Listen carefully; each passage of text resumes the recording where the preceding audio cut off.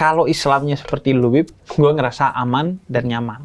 Karena gue diterima, kemudian dilindungi dan dihormati sebagai seorang dengan pilihan tidak beragama gitu.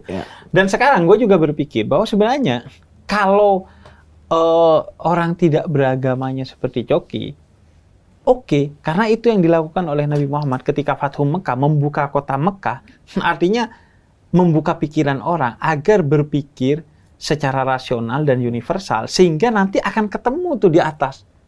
Pada nilai-nilai umumnya akan ketemu antara Islam dengan akal sehat, dengan segala sesuatunya. Pada titik tertentu ada yang nggak bisa ketemu.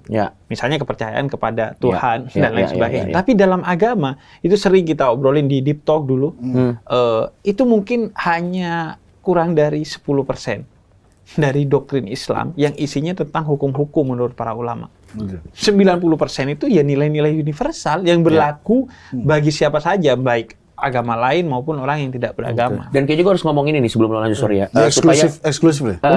Semuanya eksklusif. Supaya orang nggak salah kaprah. Maksud gue kayak tidak ada ya. Gue hanya berbicara untuk diri gue sendiri ya. Dan gue berbicara untuk diri gue sendiri karena gue tahu gue punya influence. Jadi gue bertanggung jawab untuk diri gue sendiri. Gue cuma pengen ngomong, tidak ada niat sedikit pun dari gue untuk supaya orang memiliki kepercayaan yang sama kayak gue. Ini gue harus kasih disclaimer. Dan percakapan ini muncul hanya karena gue ditanya. Gitu. Jadi nggak ada tiba-tiba kayak misalnya gue bikin kayak ayo ikutlah dengan, nggak pernah. Gue tidak jadi sebenarnya kalau misalnya gue tadi bilang misalnya gue ateis apa segala, karena konteksnya lagi bertanya mengenai hal tersebut ya. Jadi gue cuma menjawab dan gue tidak menyarankan orang. Ya gue tidak menyarankan orang